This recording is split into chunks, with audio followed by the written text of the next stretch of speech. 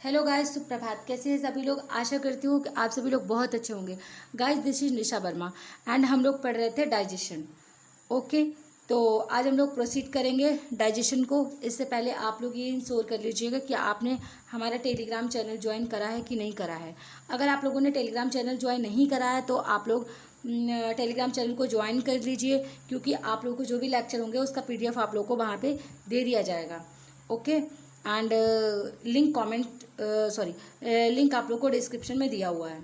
ठीक है, तो हम लोग स्टार्ट करते हैं मैकेनिज्म ऑफ डाइजेशन। तो देखिए, जो डाइजेशन का मेन मैकेनिज्म होता है वो 5 स्टेप्स में कंप्लीट होता है। पहला होता है इंजेशन एंड दूसरा होता है डाइजेशन, फिर तीसरा होता है एब्जॉर्प्शन, चौथा होता है एसिमिलेशन एंड पांचवा होता है इजेशन। ठीक है, अब देखिए इंजेशन के अंतर्गत क्या आता है, इनटेक ऑफ फूड। जो भी फूड होता है उसका जो इनटेक हम लोग करते हैं वो इंजेशन के अंतर्गत आता है। एंड नेक्स्ट होता है डाइजेशन। डाइजेशन में क्या होता है, कॉम्प्लेक्स फूड। जो कॉम्प्लेक्स फूड होता है वो चेंज हो जाता है सिंपल फूड में। ठीक है, तो पॉलीमर जो होते हैं फूड के वो मोनोमर में चेंज हो जाते हैं। ठीक है, अब जो मोनोमर फॉर्म होती है फूड की वो क्या होता है, उसका एब्जॉर्प्शन कर लिया जाता है। ठीक है, तो इस प्रोसेस को हम लोग एब्जॉर्प्शन बोलते हैं। अब देखिए, simple food particles absorb into blood capillaries and lymph capillaries, जिसको हम लोग एब्जॉर्प्शन बोलते हैं। अब देखिए, जो भी हमारा सिंपल फॉर्म का जो फूड होता है जो एब्जॉर्ब हो चुका है हमारे ब्लड कैपिलरीज के द्वारा, उसका क्या होगा, उसका यूज़ करा जाएगा। ठीक है, तो जो यूज़ करने की प्रोसेस होती है उसको हम एसिमिलेशन कहते हैं। तो देखिए, utilisation of food by cells for growth and development. ठीक है, तो इसको हम बोलते हैं एसिमिलेशन। एंड नेक्स्ट होता है इजेशन। इसमें क्या होता है, जो अनडाइजेस्टेड फूड होता है, जो बच जाता है, जिसका डाइजेशन नहीं हो पाता है, वो बॉडी से बाहर पास आउट कर दिया जाता है, जिसको हम लोग बोलते हैं इजेशन। तो डाइजेस्टेड फूड इजेस्टेड आउट, ये प्रोसेस कहलाती है इजेशन। अब देखिए आप लोग पहला देखिए इनटेक ऑफ फूड। तो इनटेक, जब भी फूड का इनटेक किया जाता है माउथ में, तो वहाँ पे फर्स्ट प्रोसेस होती है मैस्टिकेशन। ठीक है, जिसको हम लोग मैकेनिकल डाइजेशन भी बोलते हैं। वहाँ पर क्या होता है, फूड एंड सलाइवा अच्छे से मिक्स हो जाता है एंड फूड छोटे छोटे पार्ट्स में ब्रेक हो जाता है with the help of teeth. हमारे दांतों की हेल्प से जो फूड होता है वो छोटे छोटे पार्टिकल्स में ब्रेक हो जाता है, और इस प्रोसेस में जो भी हमारे माउथ में सलाइवा प्रेजेंट होता है वो उस फूड में अच्छे से मिक्स हो जाता है। ठीक है, तो ये जो फूड एंड सलाइवा जो होता है, दोनों चीज़ों को मिला के हम लोग बोलस कहते हैं। इसका जो pH होता है वो 6.8 होता है। ठीक है, और ये जो मैस्टिकेशन का प्रोसेस होता है वो फर्स्ट टाइम मैमल्स में डिस्कवर करा गया था, या फिर मैमल्स में देखा गया था। ठीक है, आप देखिए, हम ऑर्डर वाइज देखें तो सबसे पहले फिश आए, फिर एम्फीबियंस आए, फिर रेप्टाइल्स आए। ठीक है, यहाँ पे रेप्टाइल्स होगा, रेप्टाइल्स आए। तो यहाँ पर कोई भी मैस्टिकेशन का प्रोसेस नहीं है। क्यों नहीं है? क्योंकि यहाँ पर पैलेट का इवॉल्व अभी तक पैलेट का इवोल्यूशन नहीं हुआ है। ठीक है, अब देखिए, अब जो एडवांस मतलब एनिमल्स आते हैं जिनको हम लोग मैमल्स बोलते हैं, वहाँ पे फर्स्ट टाइम पैलेट फॉर्म हो चुका है। ठीक है, जिससे यहाँ पे मैस्टिकेशन का प्रोसेस देखा जाता है। तो फर्स्ट टाइम हेट्रोडोंट टीथ। देखिए, अब चलिए ये हम लोग बाद में देखेंगे। ठीक है, आप लोग ये इतना जान लीजिए कि जो मैस्टिकेशन का प्रोसेस है वो फर्स्ट टाइम मैमल्स में देखा गया था। ठीक है,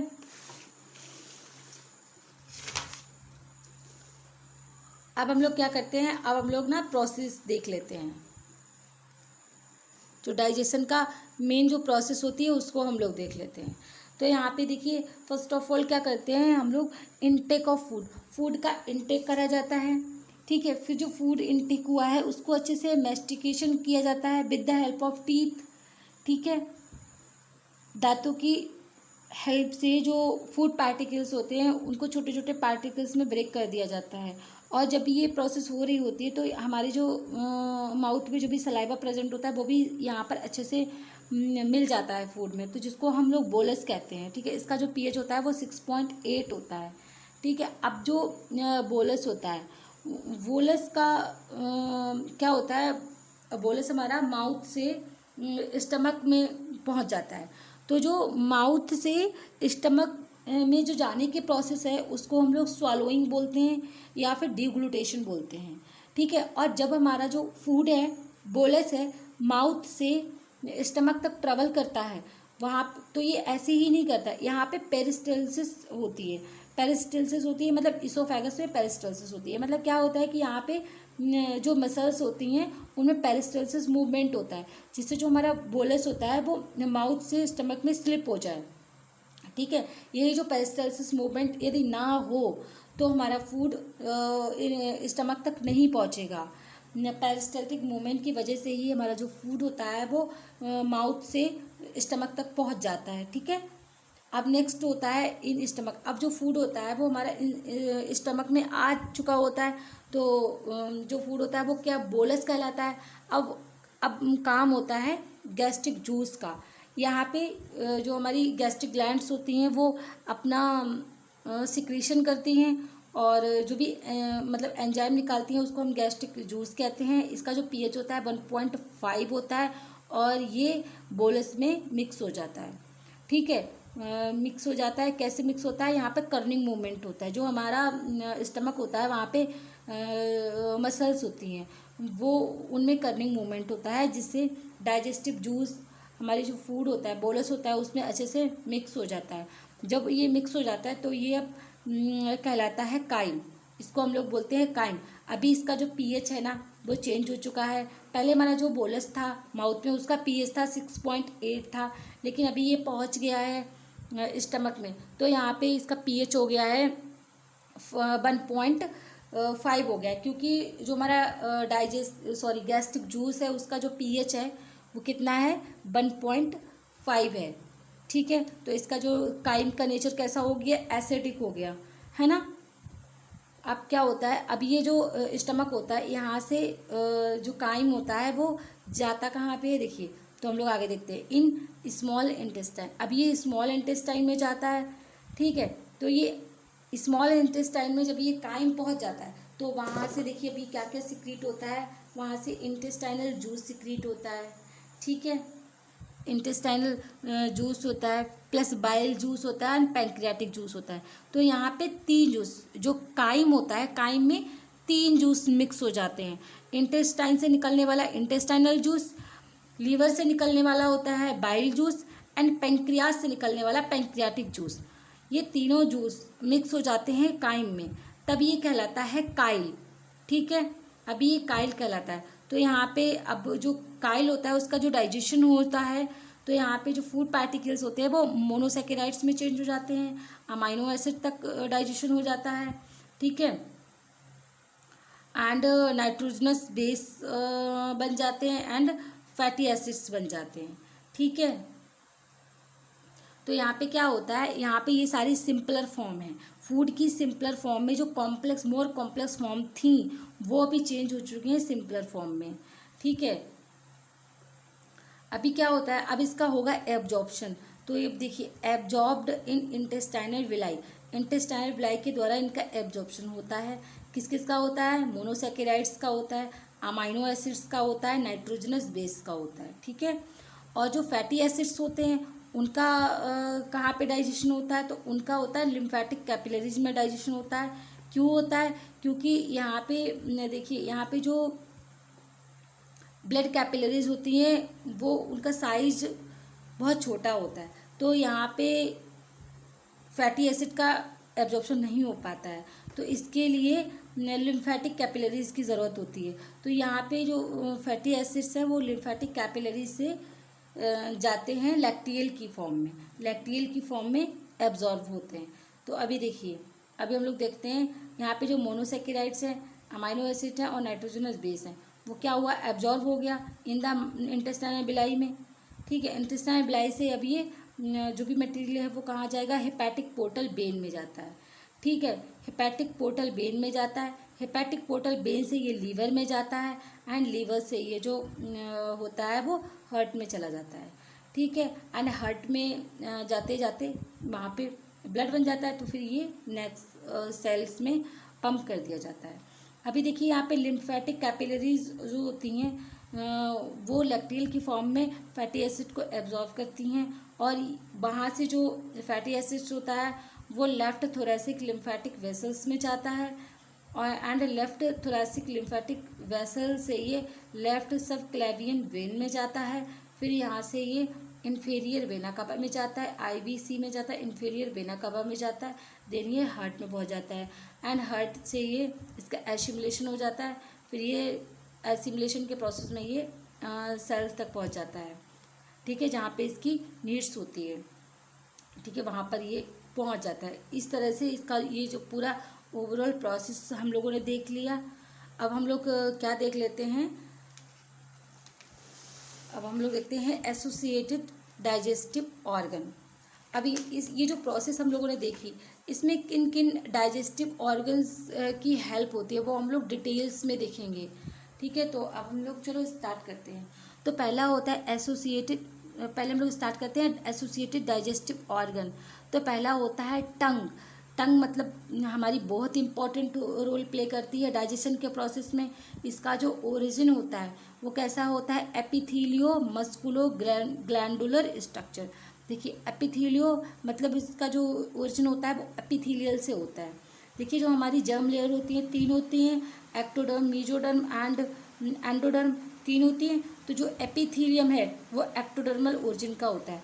अब देखिए एपिथीलियो होती है कैसी होती है, ये होती है NKSSE मतलब नॉन क्रिटेनाइज स्ट्रेटेड सिक्वामस एपिथीलियम, ठीक है। ये क्वेश्चन बहुत ज़्यादा पूछे जाते हैं गाइस, PGT और TGT में बहुत यहाँ से क्वेश्चंस बनते हैं, तो आप लोग इसे फोकस करिए। एंड नीट में बहुत बनते हैं क्वेश्चन, यहाँ से 1-2 क्वेश्चन आना ही आना है डाइजेशन से, ठीक है, ये स्किप नहीं हो सकता, तो उसको अच्छे से आप लोग पढ़ लीजिए। एंड एपिथीलियो फिर होता है मस्कुलो। मस्कुलो का मतलब होता है मसल से। तो यहाँ पे मसल्स जो होती हैं वो कैसी होती हैं, ये वॉलेंट्री मसल्स होती हैं। वॉलेंट्री मतलब हमारी इच्छा के अनुसार इनका मूवमेंट होता है, ठीक है, और स्ट्रेटेड मसल्स होती हैं, ठीक है। एंड ग्लैंडुलर मतलब यहाँ पे ग्लैंड्स पाई जाती हैं, जो ग्लैंडुलर स्ट्रक्चर होता है तो यहाँ पे ग्लैंड्स पाई जाती है। तो ये कौन कौन सी ग्लैंड्स होती है, देखिए नून्स ग्लैंड होती है एंड एबनर्स ग्लैंड होती है, जिसको हम लिंगुअल लाइपेज भी कहते हैं, ठीक है। अभी देखिए इसका जो फंक्शन देख लेते हैं हम, टंग का फंक्शन क्या क्या होता है। तो टंग के बहुत इंपॉर्टेंट फंक्शंस होते हैं। फर्स्ट ऑफ ऑल तो यही होता है टेस्ट, जो भी हम लोग खाते हैं तो उसका कैसा टेस्ट है, वो मीठा है, खट्टा है, कड़वा है, खराब है, कैसा है, वो कौन सेंस करता है, हमारी टंग सेंस करती है, ठीक है। एंड इसका सेकंड बहुत इंपॉर्टेंट फंक्शन होता है टेम्परेचर। जब हमारी बॉडी का टेम्परेचर थोड़ा बढ़ जाता है या कम हो जाता है तो हम टंग से सेंस कर लिया जाता है, ठीक है। कभी कोई देखा होगा आप लोगों ने, डॉक्टर भी ऐसे इस मेथड को यूज़ करते हैं और टंग से बॉडी टेम्परेचर का पता लगाते हैं, ठीक है। एंड प्रेशर भी बहुत इम्पॉर्टेंट रोल प्ले करता है। यहाँ पे अगर प्रेशर में थोड़ा भी चेंज आता है तो हमारा टंग होता है उससे सेंस हो जाता है, ठीक है। अब द फूड टेक्सचर, फूड किस टेक्सचर का है, जो भी फूड हम लोग इंटेक कर रहे हैं उसका टेक्सचर क्या है, वो हम लोग अगर कभी नहीं देखते हैं तो क्या होता है कि माउथ में डालते हैं और उसका टेक्सचर हम लोग को पता चल जाता है, ठीक है। तो किससे पता चलता है, वो हमारा टंग से ही पता चलता है। एंड पेन, टंग में किसी भी तरह का पेन होता है वो भी हम लोग फील कर पाते हैं। एंड नेक्स्ट होता है बहुत इंपॉर्टेंट फंक्शन होता है स्पीच, ठीक है। जो भी हम लोग बोलते हैं, ओके, तो वो हम लोग with the help of tongue बोलते हैं, ठीक है। अगर हम लोग टंग का उपयोग नहीं करेंगे तो हम कोई भी वर्ड्स को बोल नहीं सकते हैं। तो इसका बहुत इम्पॉर्टेंट फंक्शन है, वो है speech. And next is a very important function होता है, वो होता है ग्रिपिंग ऑफ फूड। जो हम लोग फूड इनटेक करते हैं वो क्या करते हैं, वो बिना टंग की हेल्प से उसको अंदर नहीं ले सकते हम। ग्रिपिंग में इसका बहुत रोल होता है। तो हम लोग क्या करते हैं कि टंग की हेल्प से ही फूड को माउथ में डालते हैं, जिसको हम लोग बोलते हैं ग्रिपिंग ऑफ फूड, ठीक है। अब देखिए हम लोग पहला देख लेते हैं फ्लेवर एंड टेस्ट। अब देखिए टंग में क्या होता है, टेस्ट के लिए 4 प्राइमरी टेस्ट वर्ड्स होती हैं यहाँ पे, ठीक है। मतलब टेस्ट होते हैं, 4 तरह के टेस्ट होते हैं हम लोग को जो फील होते हैं, वो कितने 4 तरह के टेस्ट ही एग्जिस्ट करते हैं मेनली। तो पहला होता है स्वीट मतलब मीठा, एंड सेकंड होता है शोर मतलब खट्टा, एंड थर्ड होता है सॉल्ट मतलब नमकीन, एंड फोर्थ होता है बिटर मतलब कड़वा, ठीक है। एंड रिसेंटली 5th टेस्ट नहीं, ये बच्चों आप लोग के इतना महत्व का नहीं है, तो इन चीज़ों को हम लोग छोड़ रहे हैं, थोड़ा नेक्स्ट इम्पॉर्टेंट चीज़ों को कवर करते हैं। नेक्स्ट देखते हैं फ्लेवर। तो फ्लेवर क्या होता है? फ्लेवर देखिए, taste plus aroma and plus texture कहलाता है फ्लेवर। ठीक है, वैसे जनरली हम लोग क्या करते हैं, टेस्ट को ही इसका सिनोनिम मान लेते हैं फ्लेवर, कि ये जो टेस्ट है उसी को हम लोग कंसीडर करते हैं एज अ फ्लेवर, बट ऐसा नहीं होता है। जो टेस्ट होता है वो, प्लस इसमें एरोमा क्या है एंड उसका टेक्सचर क्या है, ये तीनों चीज़ें मिलाकर फ्लेवर बनता है। अब देखिए हम लोग देखते हैं टंग का पोजीशन क्या होता है। तो टंग